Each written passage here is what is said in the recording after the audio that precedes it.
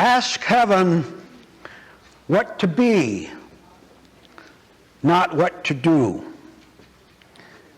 Because a true being always knows what to do with himself, with herself.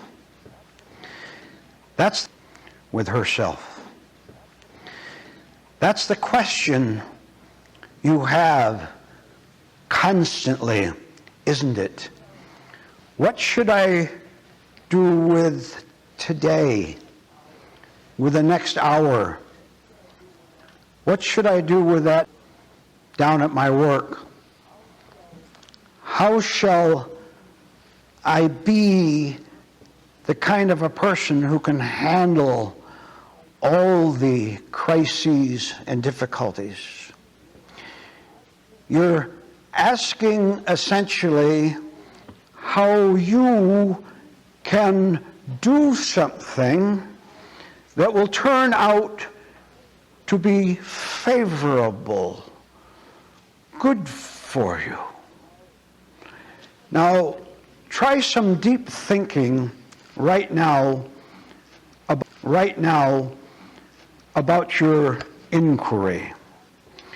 You're asking, how can I make the right decision? How can I select the course that's going to give me maximum security? A dreadfully wrong question. You've started off with the assumption that there is an I there, a person there, an entity there who can know what to do. So if you reverse things and you ask, what should I be? Already you've smashed the tyranny of what should I do?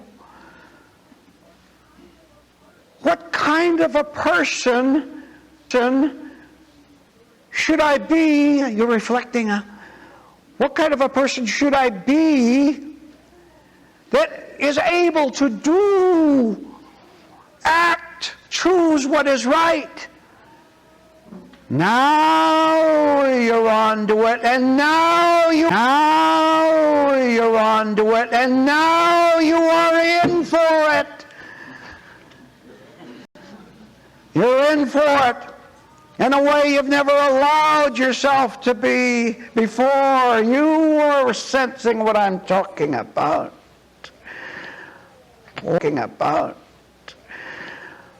Oh, what an answer you're going to get when you answer, who should I be in reality? And the first thing, if your heart is right, the first thing that will color and shake you up is the fact that you can't any longer be the person who asks, screams out, what should I do? You can't be that.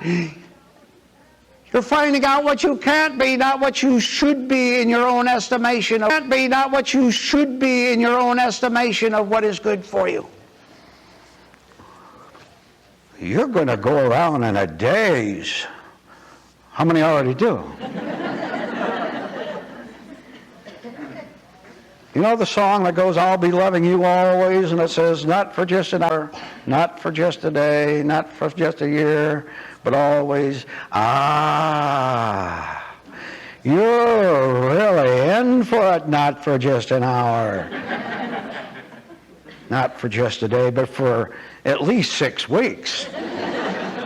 Oh, come on.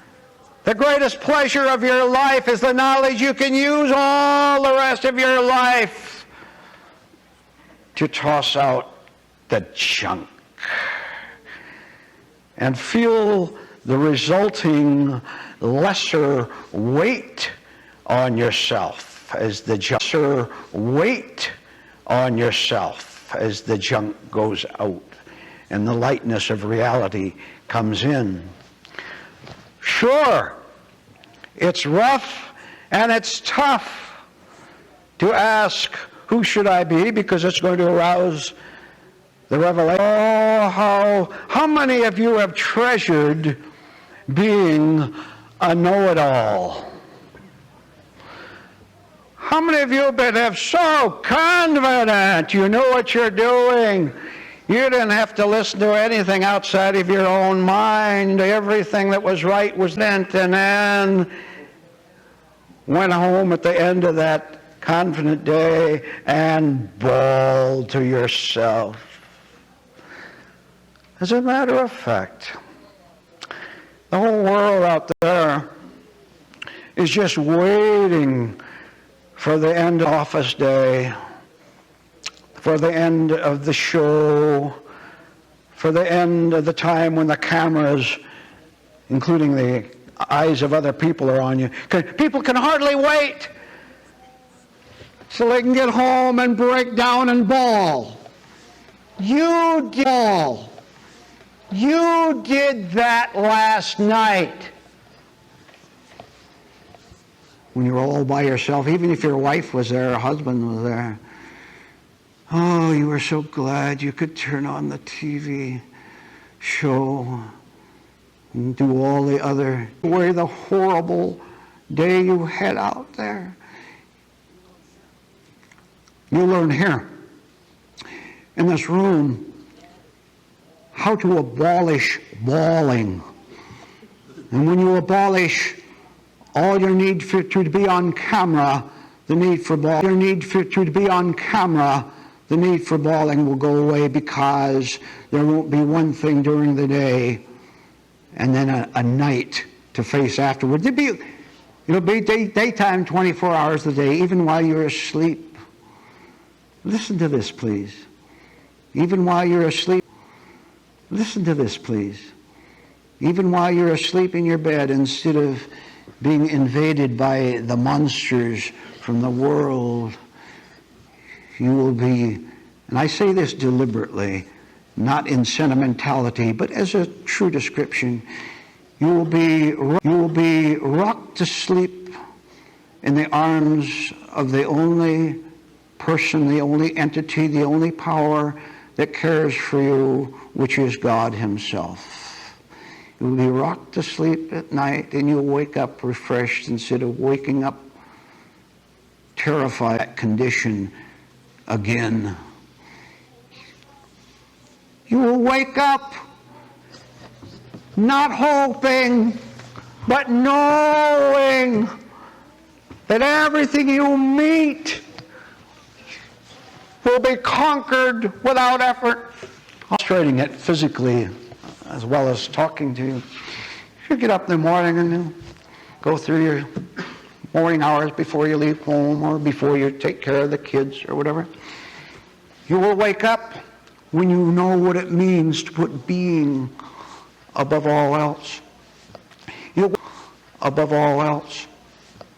You wake up in the morning, you don't think about the next 5 minutes, or when you first walk into the office and face that person across the desk from yours with whom you had the quarrel yesterday. You don't think about those things. With whom you had the quarrel yesterday. You don't think about those things. What you know, listen, at the moment you walk out of your bed and you walk across the room, you know at that moment that all is well. At the moment you wake up, you know all is well, because you knew while you were asleep that all is well. There's no crisis to meet at 8 o'clock clock or 9 o'clock at night. There's no time involved within you. What you know all night long, and when you woke up and came to consciousness, well, how many get up at 5? 6? Hands, please. 7? I'm studying. 8?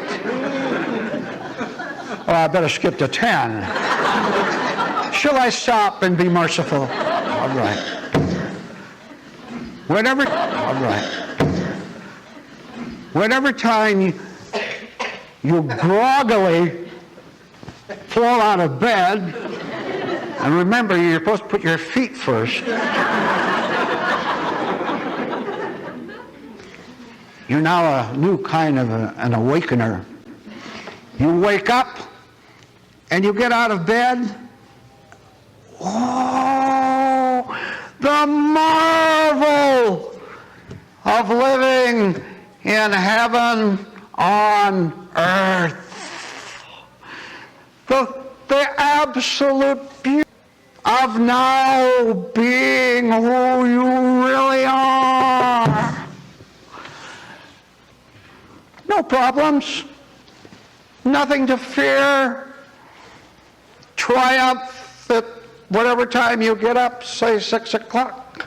You get up, say 6 o'clock. You get up, and you know very well, and you know absolutely nothing can shake it. You know it's going to be a great day. And I'll tell you how. Because you know it at 8 o'clock. And you've learned how not to lose it to time, to furious thoughts, to dramatic mental movies in which you were the hero. No more of that. No more self-glamorization. No more need to wonder what to do with yourself with that crisis. There's no crisis. No more need to worry about what the decision is going to be to someone toward you on your work, for example, whether you should be promoted or not. All is well whenever you get up. When you really know all is well at 8 o'clock, you know that all is well for eternity. That goes, and the 3 years, the 10 years, the 20 years. Now is always now. God doesn't think and live and act in terms of seconds or minutes or 8 o'clock or 10 o'clock or 3 o'clock in the afternoon. There's no clock or calendar afternoon. There's no clock or calendar in the spiritual world. Human minds going into distortion combined with egotism creates time both for practical purposes sometimes, but also because a person can always hide out and say, if I don't make it today, I'll make it tomorrow. If you say that, I'm going to make it tomorrow, you're never going to make it. Do make or don't make tomorrow as long as you're thinking in terms of tomorrow. Listen to me. Salvation, deliverance from your sins, freedom, spirituality is... We went wrong somewhere. Something happened. And I'm going to explain to you and bring out a couple of very critical points that will help your inner development and your understanding that the only thing that matters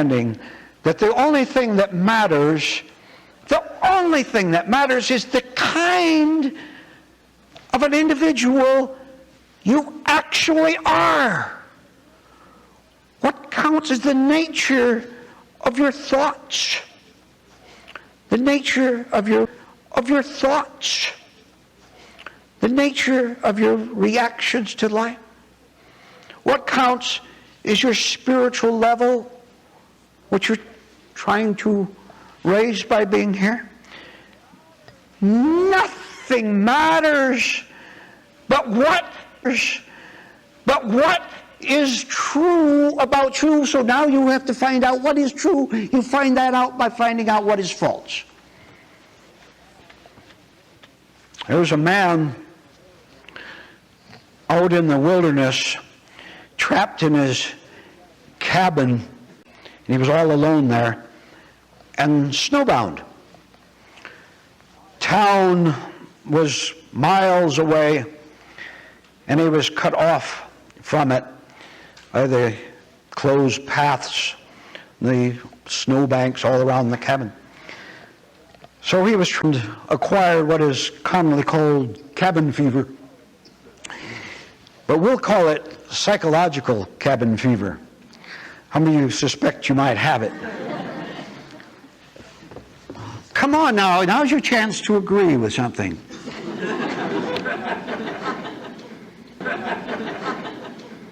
Isn't it awful to be snowbound inside your cold self? Yes, it is terrible. But we're going to follow this man trapped inside and find out what happened to him, where he made his mistake, so that you can withdraw the mistakes you have been making and shatter the psychological cabin fever. You've got a fever, you're hot, sick and uncomfortable, right? So he was inside there. For a while it was fine. He was going to collect out there in his work. And he'd collected hundreds of pine cones, put on the wall, decorate the wall, make it look pretty, and hopeful if he had any visitors that they wouldn't see where you come into this, so that they wouldn't see where you come into this, so that when visitors came next summer, when he thawed out, visitors came, he could picture them all winter of next summer time again. Something happening in full of pretty pine cones displayed on all four walls, and say, "Oh, what a marvelous display of pine cones." Did you do this all by yourself? Who else? What do you think? I got an elf around here? Elf around here? Mental movies. How many of you will raise your hand on this, have mental movies in which you are the hero of the little scene or the heroine? Everybody's crowding around, applauding you, like they do in advertising. You get a new car, all the neighbors, the whole neighborhood's going to turn out and applaud you. Give me a chance to recover, please. So he thought they would bring the maximum admiration from possible visitors. Meanwhile, because he was busy with his pine cone walls, the snow got snowier, heavier. Got snowier, heavier. He didn't notice through the window there how it was coming down in increased volume, how it was piling up all around the cabin. He didn't notice how he could barely open the front door. Snow was pressing in. He didn't notice how he was getting colder and colder, and time went on and on. He was so busy rearranging the pine cone for the next few months when visitors. What was happening to him? And I want you to pause within yourself right now and realize that you do not know what is happening to you. It's important that you wake up and for purposes of illustration, you take your eyes off the wall and your particular pine cones, and you look out the window and you notice how altogether white it is out there, and how higher it was today than it was a few days ago. Noticing how it was today than it was a few days ago. Noticing how life, the coldness, the chill of this life has been surrounding you, but you didn't notice. Now this is your first lesson today. You have to reverse the whole process. Time went on, and after a while, he got tired of rearranging the pine cones in one manner to his life. He decided that the whole arrangement of the way he had put those pine cones, the arrangement was not pretty enough, would not attract maximum applause and admiration. So he took them all down and started all over with a new pattern. Instead of in circles, he put them in squares or triangles, hung them in different ways with colored string. Now, how many times, so you'll understand what I'm talking about, how many times have you simply rearranged the pine cones inside your cabin hoping to attract happiness? You know what I'm talking about. You were so sure, weren't you?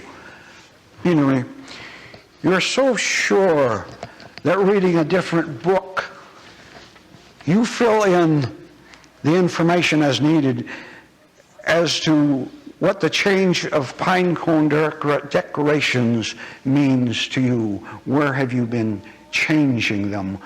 To you, where have you been changing them? All within the same cold, lonely cabin. Everything went on, everything that went on within the kind of a self that you've always had. There was no change in your location. It was just you and your changing patterns of pine cones. Now, I have to tell you that all of you hearing this talk, and you can learn how to reverse it, which we'll get into as we go along. Our man in the cabin was just changing things without ever thinking on how we could get out of the cabin altogether and get back to town. True safety, the place you should be living in. He didn't think about bursting out, because at this point a dreadful decision was made by him, which human beings make. And I want you to give special consideration to what I'm going to say in the next few minutes on this point, because it is necessary for you to recognize where you made an inner mistake.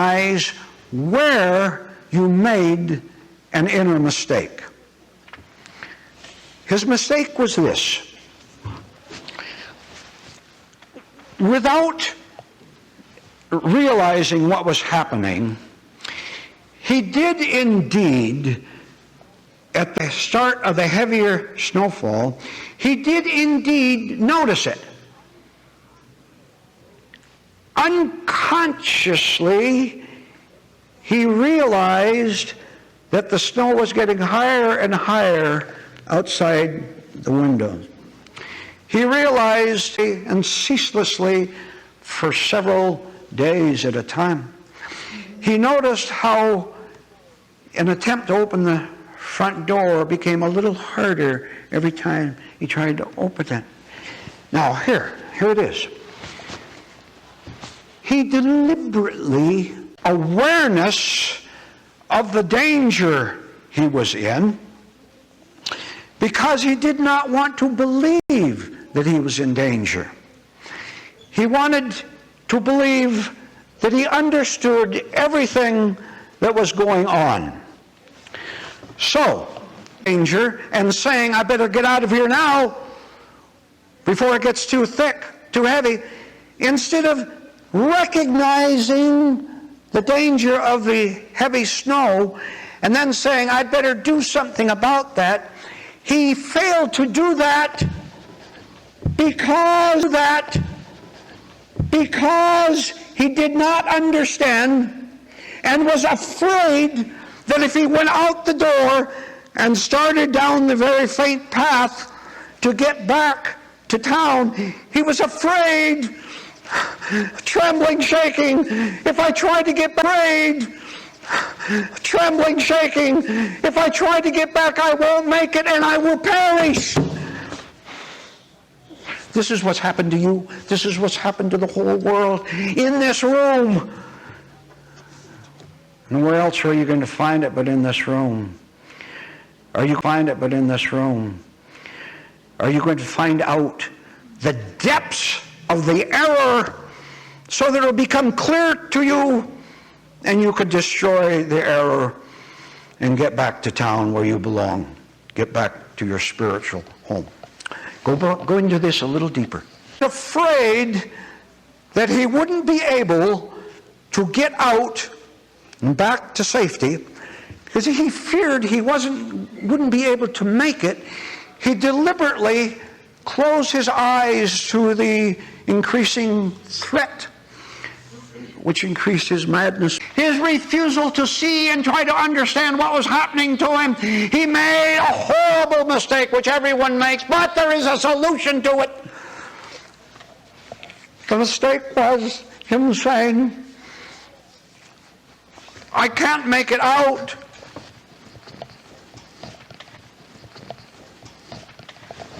And then he went into madness. He went into neurosis. He went into delusion. He went into sickness. And here's what his sickness, which is evil, evil is sickness, sickness is evil, sickness is evil. Here's what evil told him to say to himself and then believe what he said to himself. Evil, Satanism, madness, insanity, to say the following to himself and to believe them. Sir, you're not trapped in here. You want to be here. This cabin is where you should be. This cabin is where you should be. This is your true life here in here, safe from the storms and the snows out there. So, sir, here's what to do. Oh, yes.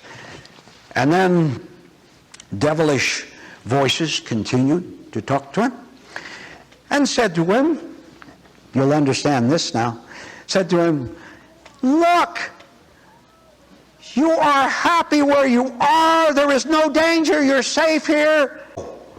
Prove to yourself that you're safe and happy and content. Sir, spend your time arranging and rearranging the pine cones on the wall. Because one day people are going to come.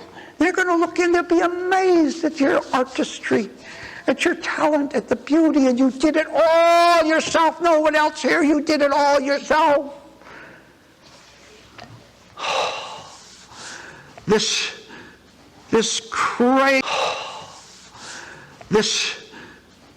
crazy, violent, brutal world consists of men and women who have fallen, women who have fallen for the satanic lie that your cabin is the safe place, your little egotistical life is the safe place.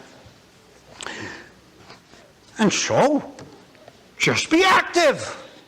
Do things that are devil talking now. Do things that are practical, useful, give you a sense of purpose. Give you a sense of meaning, give you a sense of self-worth. Just think, next summer, when the snows melt, you are going to be rewarded. Maybe the newspapers will come out, and the television cameras will come out. It's warm in summer. We know it's a little rough now, but remember the future. When the snows melt, the TV people are going to come out and they're going to interview you, and they're going to take. Then you'll be someone. You'll know who you are because you're working now to know who you are. All you have to do is obey by continuous instructions. And finally, you will know what to do. Now back again, when you walk out of here, what you're going to do. Now, obviously, there's certain practical, necessary things you're going to do. You're going to drive your car somewhere, whatever. But I want you to be able to discern the difference,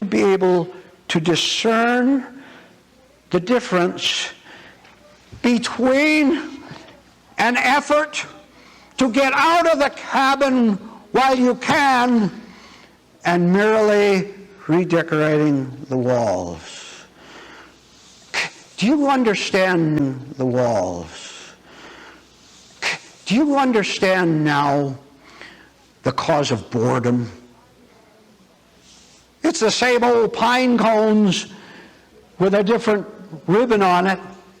Same old marriage, same old romantic involvement. New business enterprise. Everything has to be the same because you are the same. You're still inside the same cabin, the same person. Having listened to what is destroying you, you now inherit the kingdom of darkness and all that goes with it, which is suffering, which is agony, which is angrily insisting. You watch yourself, how you insist that your misery is happiness. Well, let me tell you something.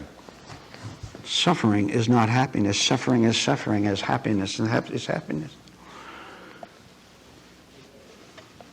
Is happiness.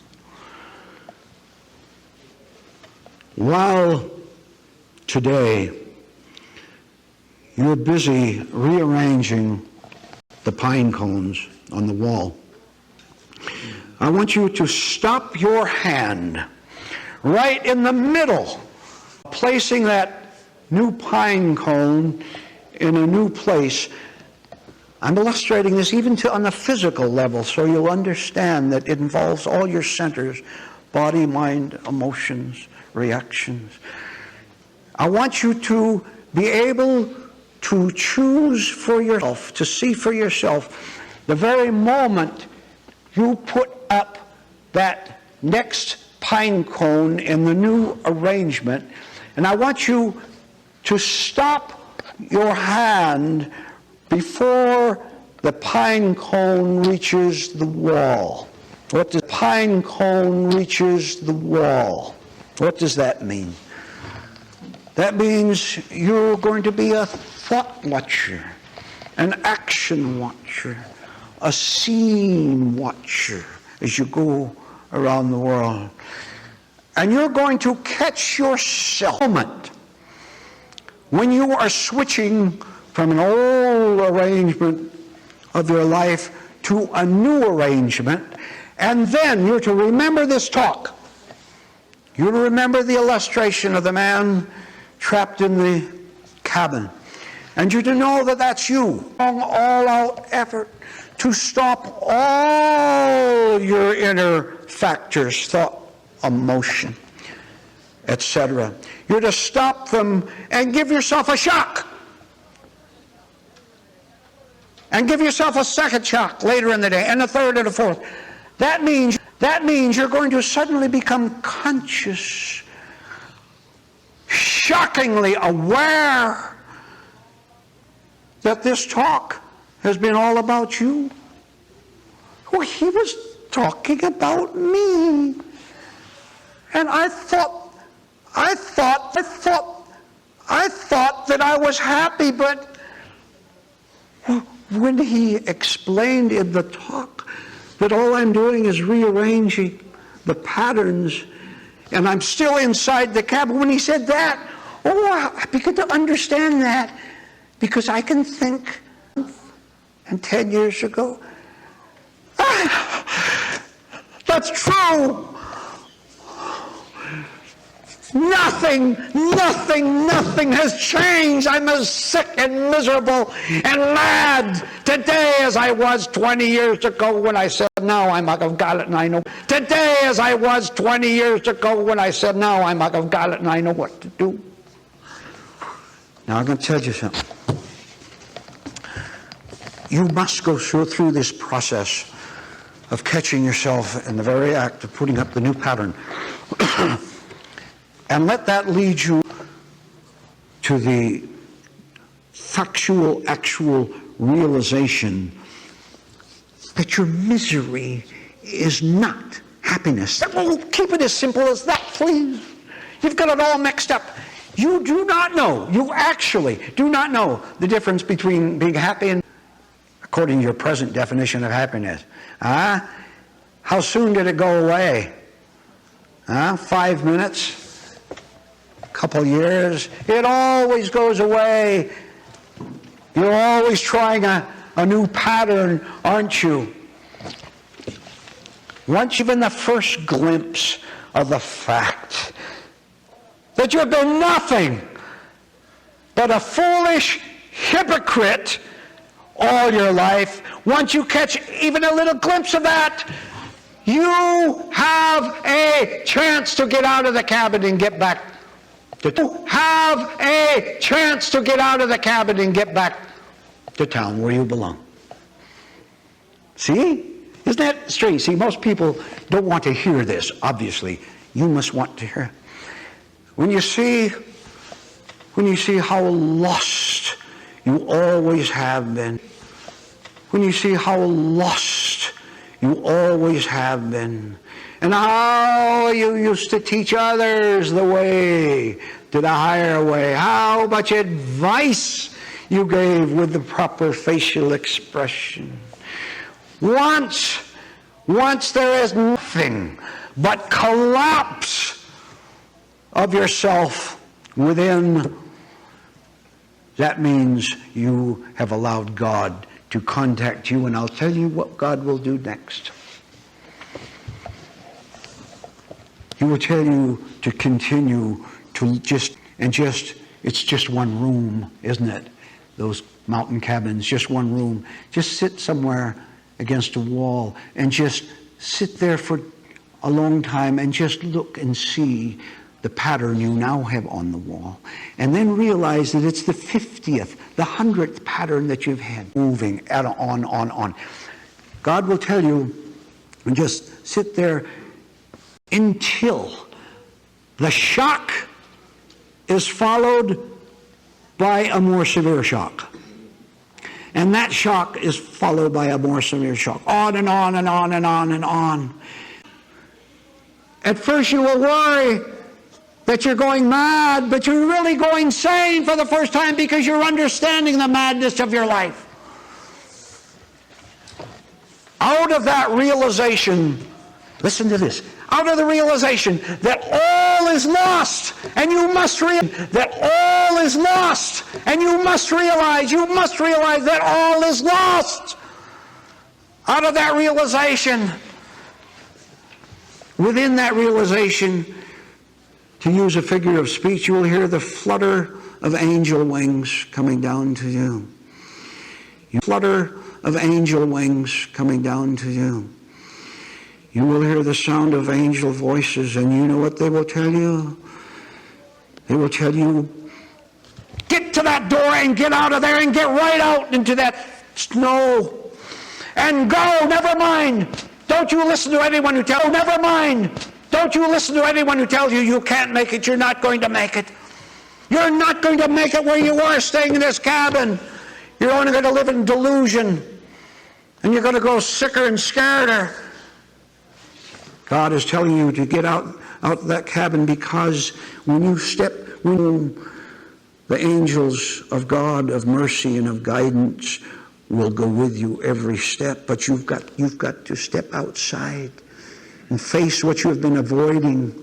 Remember when you were in the cabin, which particular decoration did you have on the wall? And you said, everything is fine. Engagement ring, you showed someone else the new paycheck, everything is going to... If you will let your whole world collapse, that is what is meant by leaving the cabin. It doesn't make any difference how afraid you are. You were leaving, listen to this, whether you know it or not, you were leaving your fear behind. It's just that much. The first step will decrease your madness that much. And then as you go along, all along you'll understand increasingly why you must leave the cabin. That means why you must leave the old life. You must leave yourself in order to find yourself, in order to find newness. Come on, all together, we're going to work all together. We are working all together here. Not listening to anything but the loving command, injunction, direction. The loving command, injunction, direction, order, the loving order. Get out! You get out of your own life right now. When you go out that door, make that representative, you leaving the cabin. And remember everything you heard in this talk. And that will be the angelic voices that will guide you on and on. Good morning.